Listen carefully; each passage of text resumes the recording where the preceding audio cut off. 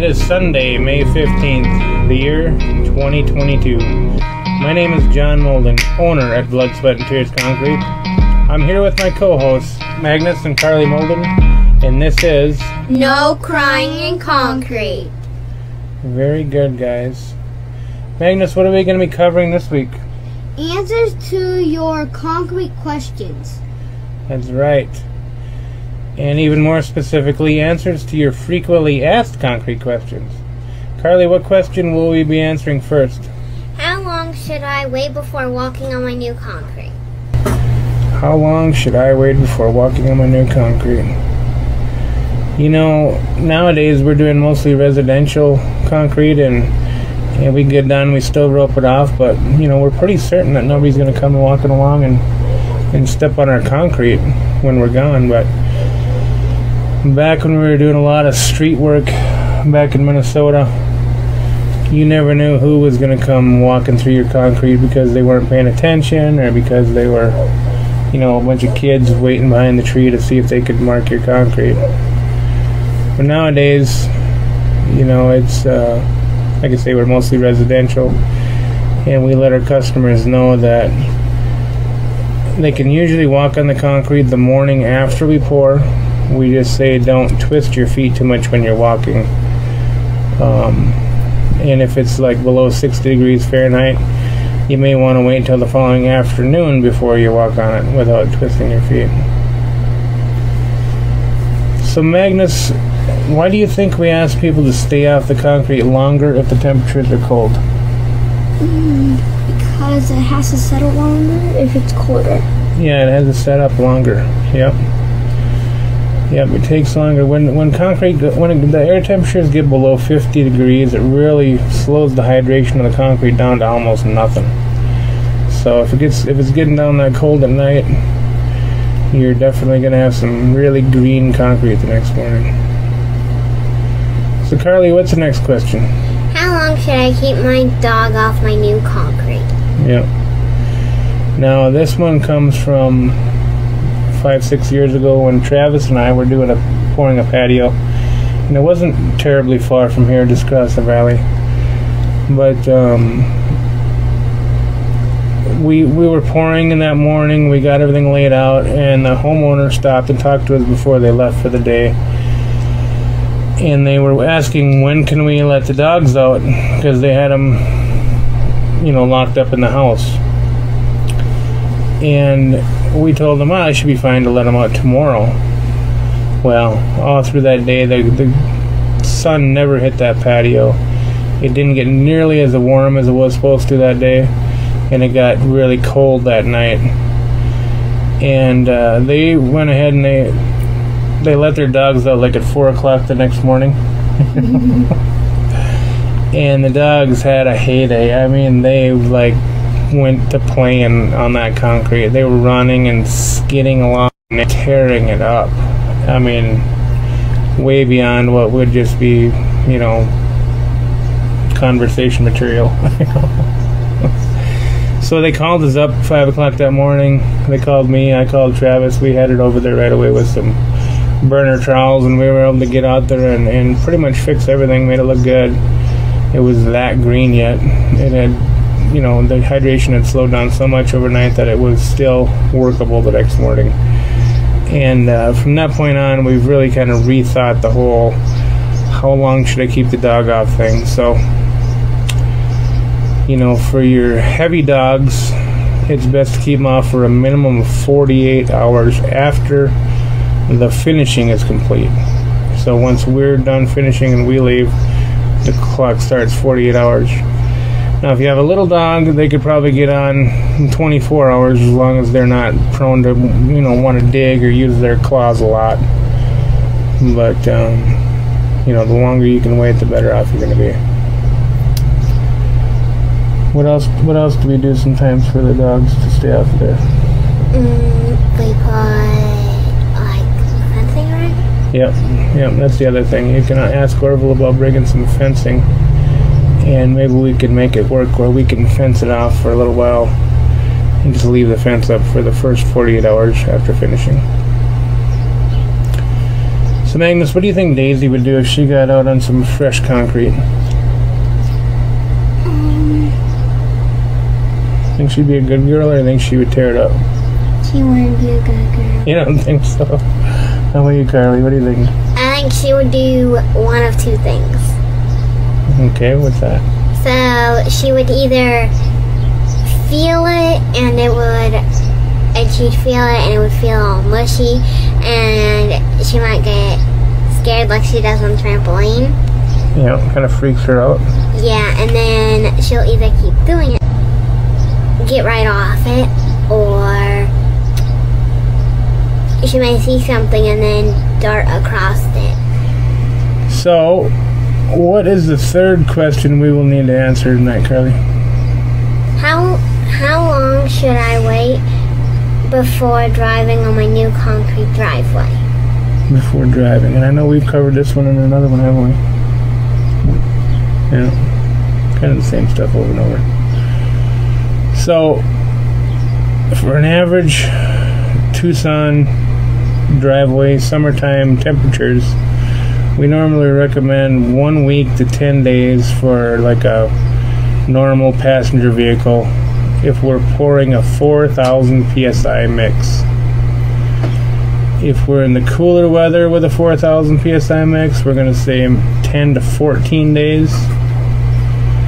And then if we're using a 3,000 psi mix, you can add 3 days to either one of those.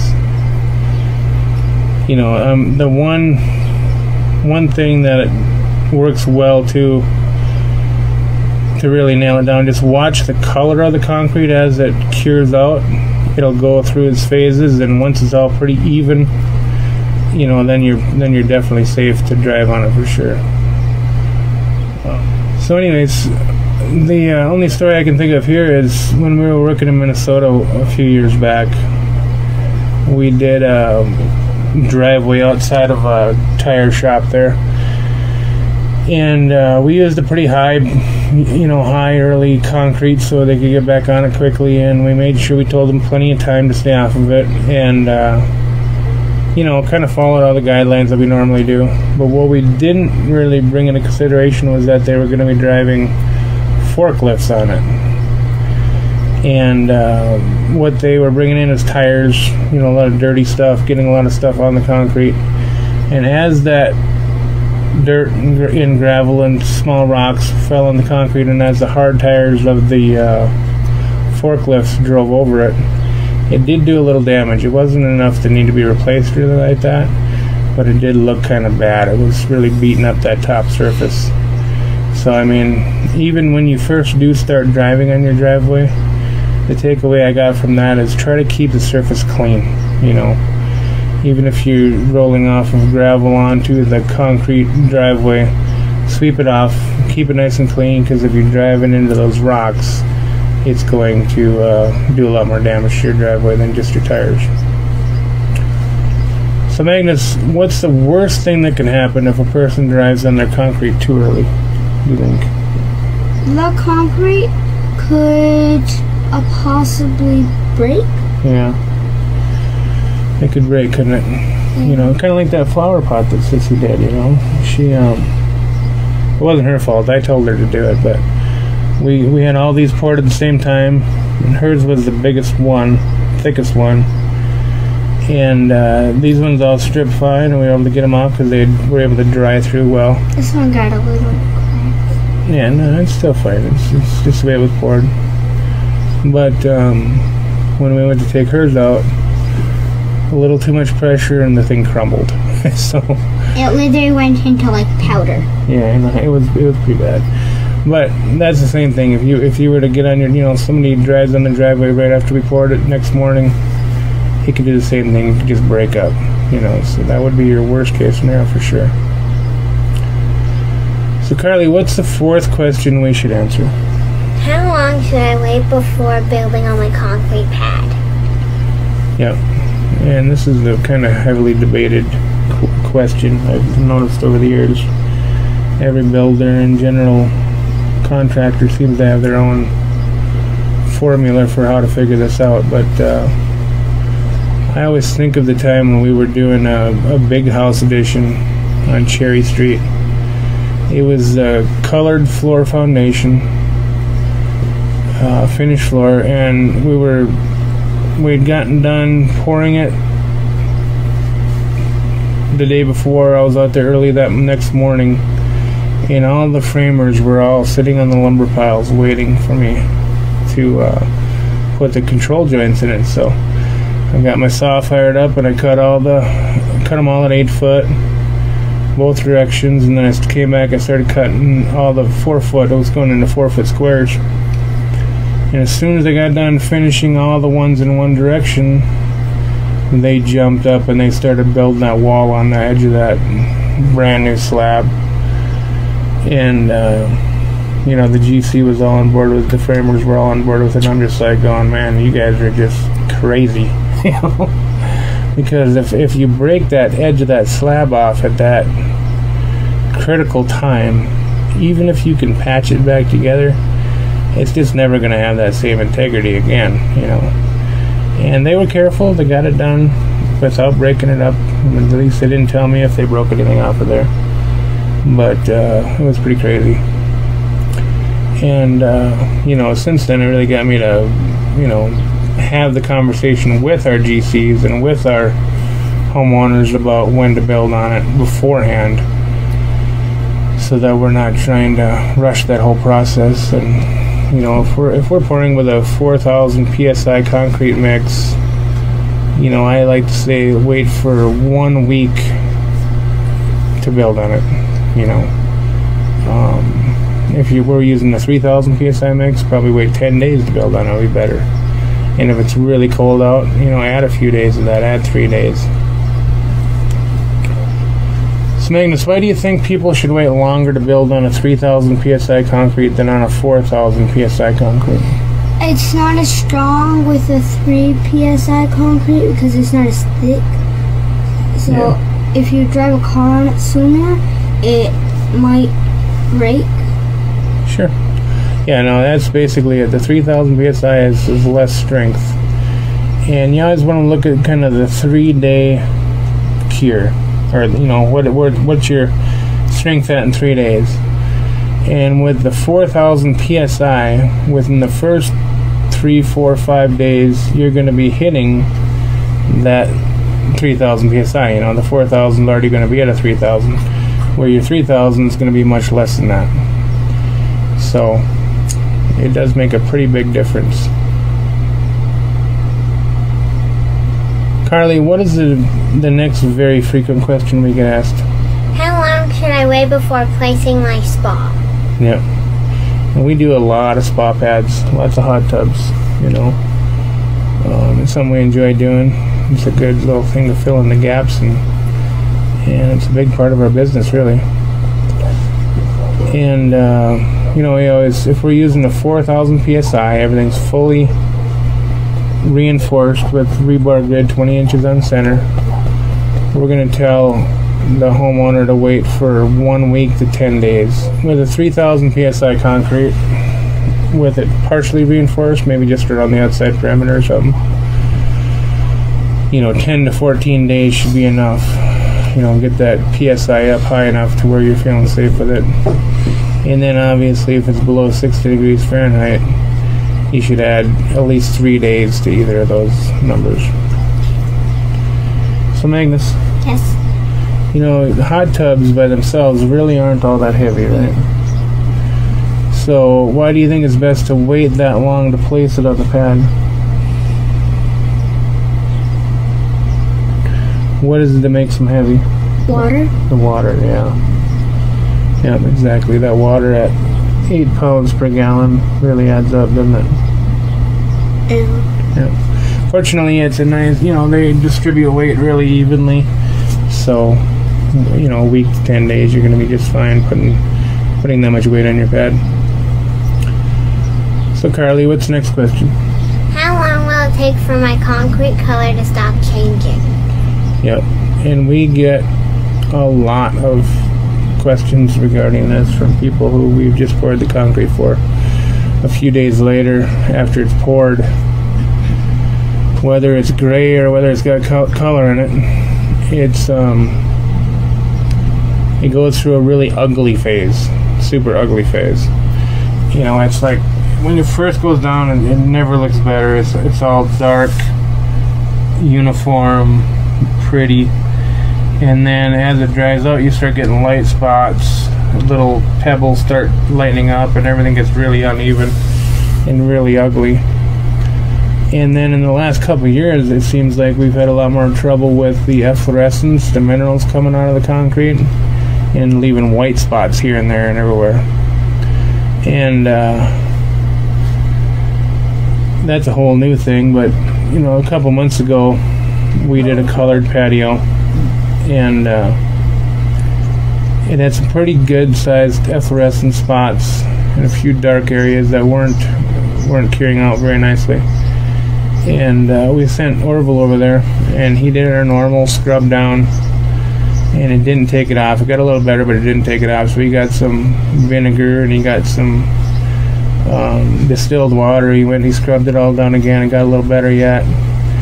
And then the next step was going to be to hit it with muriatic acid and then neutralize it. But before doing that, we talked to the homeowner, and we said, let's just give it a couple weeks, see how it, you know, it evens out in the next couple weeks with that efflorescence. And so after 2 weeks, it was looking really good. It wasn't completely there yet, but it was looking a lot better. And then by the week after that, it had all evened out. They were super happy with it. So, you know, your color is going to change until the concrete's cured, basically, and maybe even a little beyond. But that normally happens in the first 28 days. But nowadays, with the you know, the admixtures, it can take up to 56 days. So Magnus, Yes. what kind of has to come out of the concrete completely before the concrete can have a true color to it? Water. Water, yes. You know, it's just like the last question, water, right? Same answer. But yeah, through the hydration process, the water gets used up. You know, anything extra leaves through the top of the concrete, and once it's kind of dried out, it's going to be the color that it's going to be forever. So Carly, what's the next common question? How long does it take for my 4-inch thick concrete to cure? Yep. And this, you know, this question for me for most of my life had a really simple answer. It was always 28 days. It'll be cured out in a month. I've been asked it 1,000 times in my life, you know, from different homeowners. And now that I'm in Arizona, and I was talking to the guys at Remus about it a while back, they informed me that it's no longer 28 days, not in Arizona anyways, because with the admixtures that go into it, it can take up to 56 days to fully cure, which, you know, it still hits that, you know, strength it needs to in the first week or so, and then it slowly cures out after that up to 56 days a lot of times, depending on the mix we're using, of course. But so Magnus, do you know what curing of concrete actually means?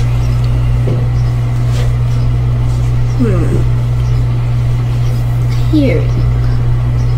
You know what that means or no? Sounds kind of weird, huh? Like Really bad. I know. You'd think that it was like healing almost, wouldn't you? With, you know, the cure, like a cure to a disease, but it's not like that for this. Maybe like to be completely set up. That's more like it, isn't it? Yeah.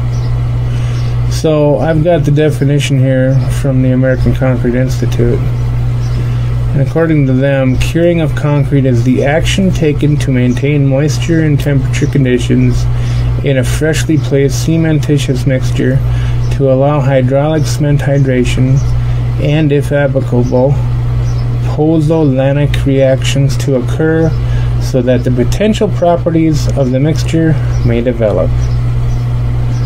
And that's your ACI concrete terminology. And now for the John Molden version. Curing of concrete is the period of time from mixing of concrete to the point at which it is fully cured.